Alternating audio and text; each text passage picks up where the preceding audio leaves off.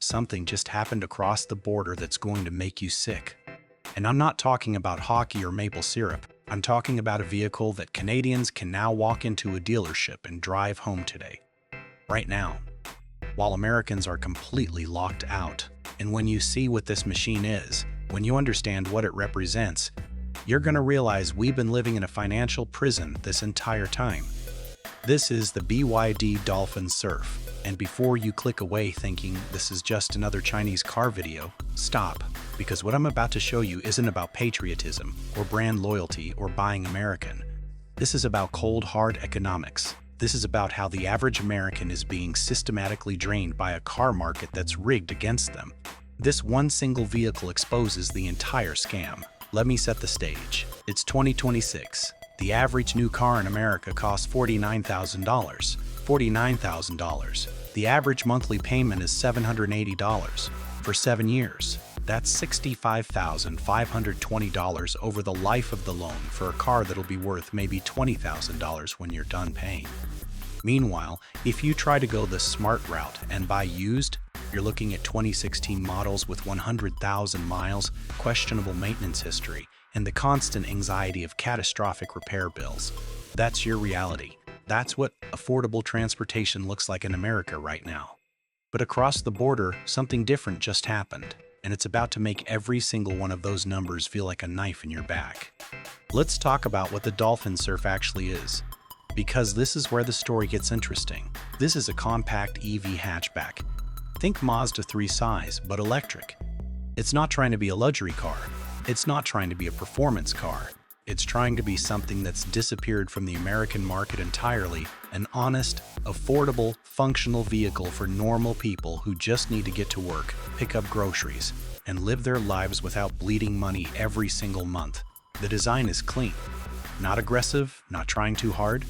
It's got smooth lines, a friendly face, LED lighting all around.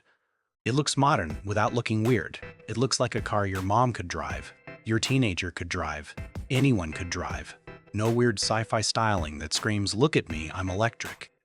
Just a normal, handsome hatchback that happens to run on electricity. Step inside, and here's what hits you. It doesn't feel cheap. The materials aren't luxury, but they're solid.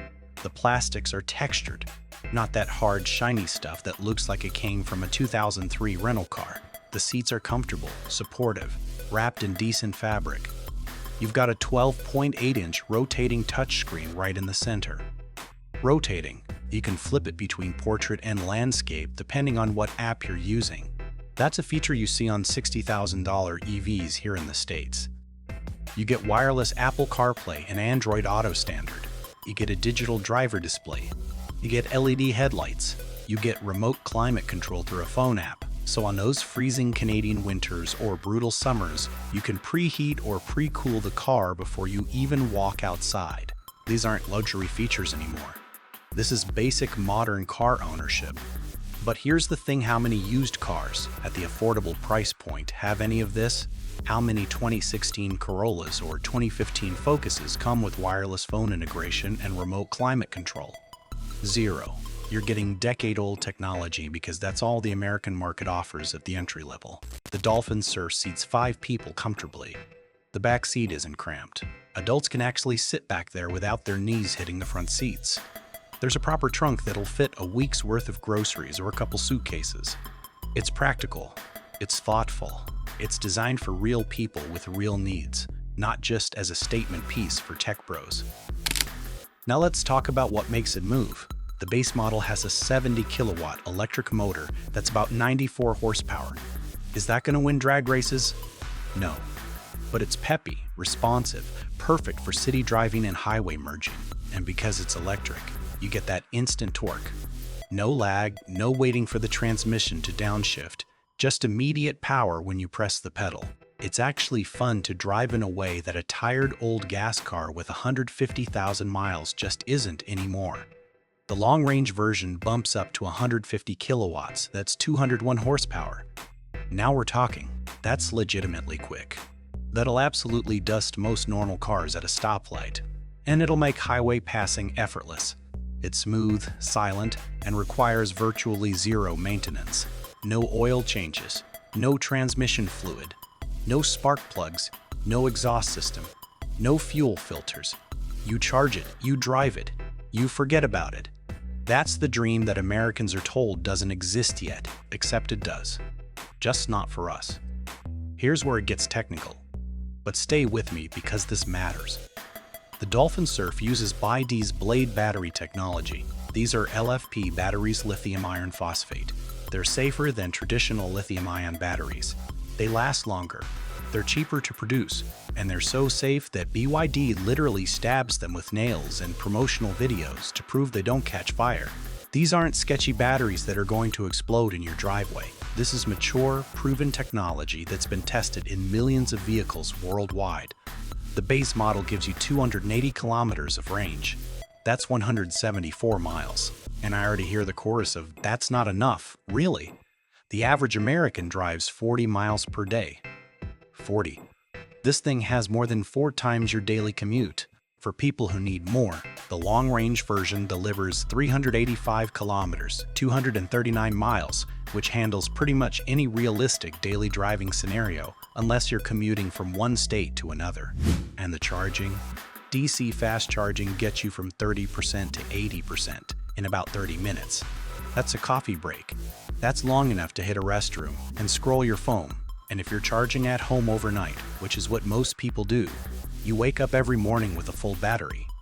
No gas stations, no price gouging, no standing in the cold watching numbers climb while your bank account cries. Just plug it in when you get home, unplug it when you leave. It's actually simpler than gas once you adjust to the rhythm. Let me tell you what it's like to actually own an EV, because I think this is where Americans get stuck on outdated information. You're not constantly hunting for chargers like some kind of desperate scavenger. You charge at home 90% of the time, just like your phone. You wake up with a full battery every single day. Road trips require a tiny bit more planning. You need to know where the fast chargers are. But it's not the nightmare people imagine. Apps tell you exactly where chargers are, whether they're available, and how much they cost. It's not 2015 anymore. The infrastructure exists now, especially in populated areas, and the cost savings are genuinely life-changing. Let's run the numbers. Say you drive 12,000 miles a year. That's pretty average. In a gas car getting 30 mph, you're burning 400 gallons annually. At current 2026 gas prices hovering around $3.80 a gallon. That's $1,520 just in fuel. With the Dolphin Surf, charging at home at average US electricity rates, you're looking at maybe $550 a year. That's $970 in annual savings. Over 5 years, that's $4,850 back in your pocket. That's a vacation. That's your kids' braces. That's an emergency fund you didn't have before. And that's not even counting maintenance savings. Oil changes are $70 now. You need one every 5,000 miles. That's 2 per year at $140. Transmission services every 30,000 miles at $250. Brake jobs, because gas cars wear brakes way faster, figure $400 every couple years.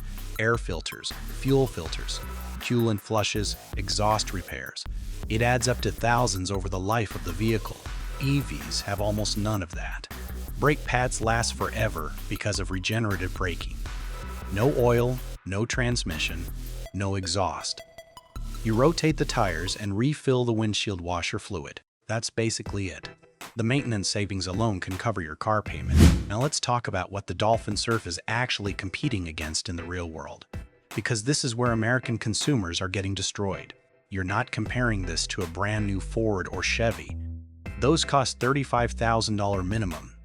You're comparing it to the used car market, the nightmare realm where nothing makes sense anymore. Right now in March 2026, if you've got $15,000 to spend on a car in America, here's what you're looking at. A 2015 Honda Civic with 110,000 miles. It's got some scratches. The interior smells faintly of fast food. And there's a mysterious rattle from the rear suspension that 3 mechanics have looked at and shrugged. Or maybe a 2016 Hyundai Elantra with 95,000 miles, and that CVT transmission that's basically a ticking time bomb. Maybe a 20 Ford Fusion with 120,000 miles that burns a quart of oil every 1,000 miles. But hey, it still runs. These are your options: used, tired, risky vehicles with zero warranty, questionable maintenance history, in the constant fear that the check engine light is going to come on and ruin your month. You're buying someone else's problems. You're inheriting deferred maintenance. You're gambling that the previous owner actually changed the oil, actually fixed that weird noise, actually cared about the car beyond the bare minimum needed to get it to pass inspection so they could dump it on you. And you know what? Most of the time they didn't. Most used cars are being sold because something expensive is about to break and the owner knows it. But here's the knife twist. Even these tired, risky, high-mileage gas cars are expensive now. That 2015 Civic with 110,000 miles? Dealers want $16,000 for it. That $16,000 for it. That 2016 Elantra, $14,500. These are cars that are almost a decade old, that have lived entire lives, that are statistically closer to the junkyard than the showroom, and they're being sold at prices that would have bought you a brand new car 15 years ago. The used car market has become a predatory nightmare, and Americans have no choice but to participate because the alternative, buying new, is even worse financially. So you finance that used car. You take on a 9% interest rate because your credit isn't perfect. You pay $320 a month for 4 years for a car that might not even last 4 years. And while you're making those payments, it needs new tires, $600. Then the alternator goes, $450. Then the catalytic converter fails, $1,200. And suddenly you spent $2,250 on repairs in year 2, on top of your payments, on top of insurance, on top of gas. You're financially drowning and the car isn't even yours yet. This is the American automotive experience now. This is what affordable looks like. A constant cycle of payments, repairs, and anxiety. And we've been conditioned to accept it as normal. Meanwhile, in Canada, someone's about to walk into a BYD dealership and drive out in something completely different. Something that fundamentally breaks this cycle. Now let's address the elephant that's been in the room this entire time. But it's Chinese. It's not safe. It's going to fall apart after 2 years. I need you to actually examine where that belief comes from. Is it based on data? On crash test results? On ownership reports? Or is it based on vague feelings and 30-year-old stereotypes about Chinese manufacturing? Here are the facts. BYD is the largest EV manufacturer on the planet. Larger than Tesla. They sold over 3 million vehicles in 2025. They operate in over 70 countries, including most of Europe, where safety standards are actually stricter than the US. The Dolphin Serve has passed the same safety testing as every other vehicle sold in developed markets.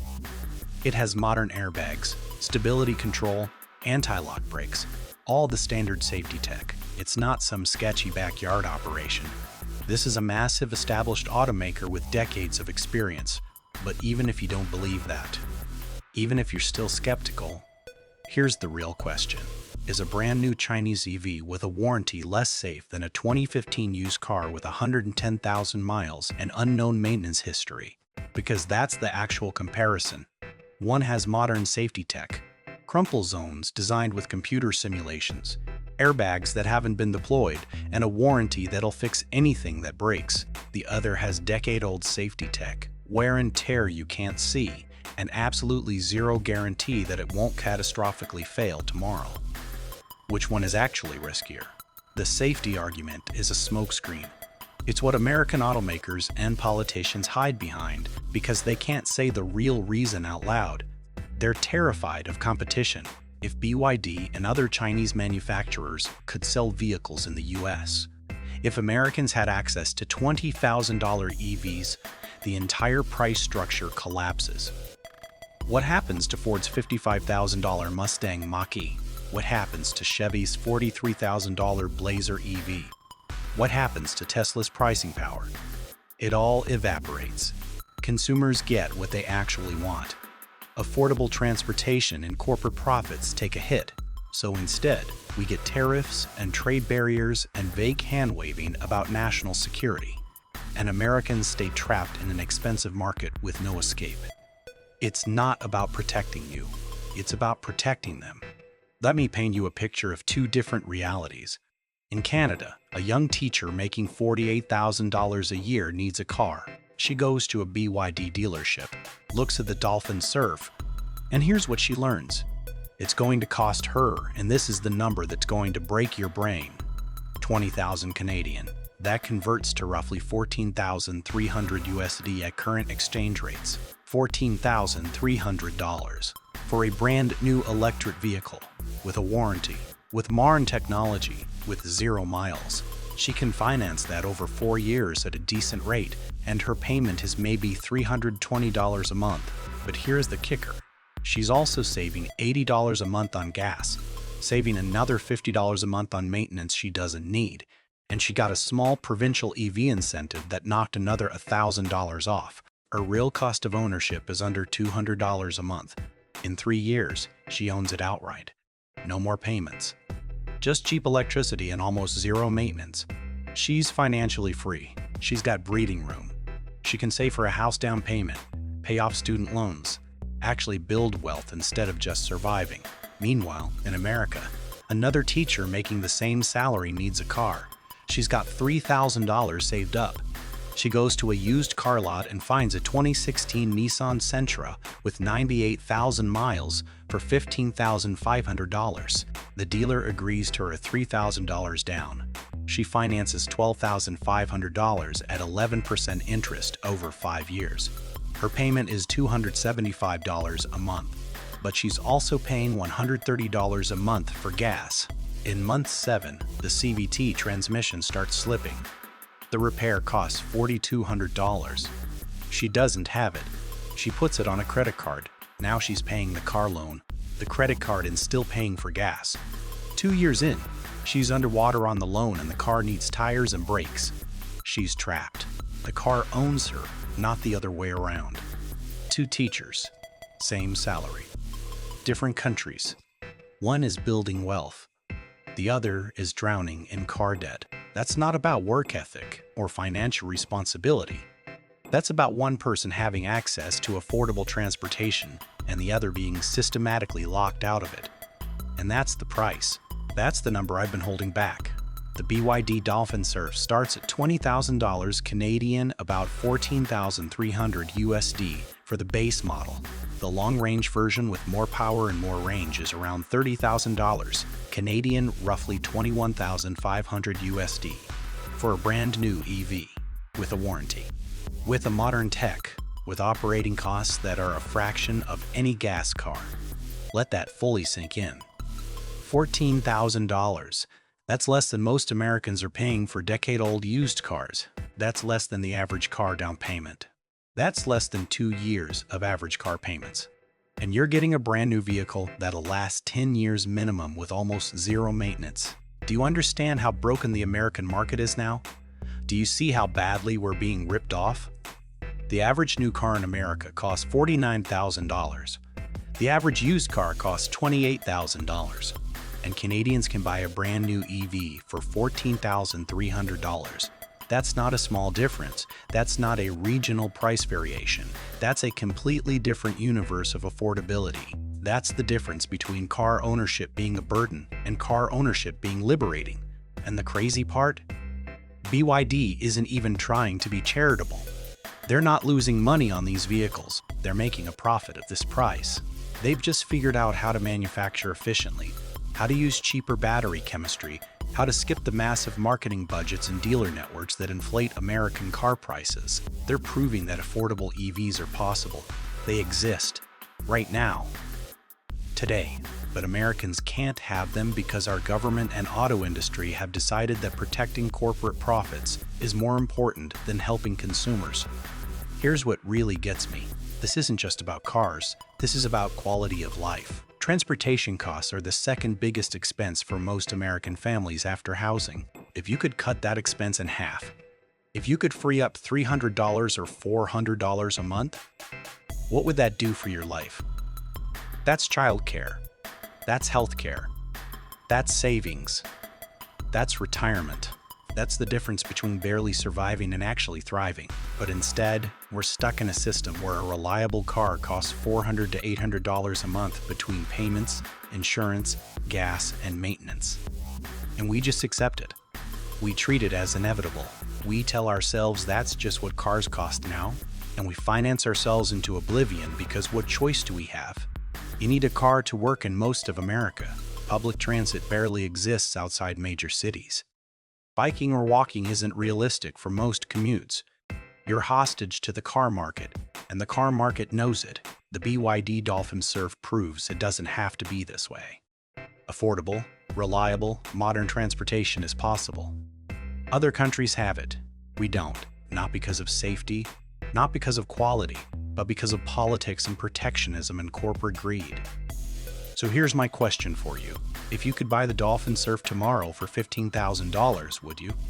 Would you take a chance on a Chinese EV if it meant cutting your transportation costs in half? Would you give up the prestige of a Ford or Chevy or Toyota badge to achieve financial freedom? Or are you so invested in American brands that you'd rather stay in debt? Drop a comment below. I read every comment. Until next time.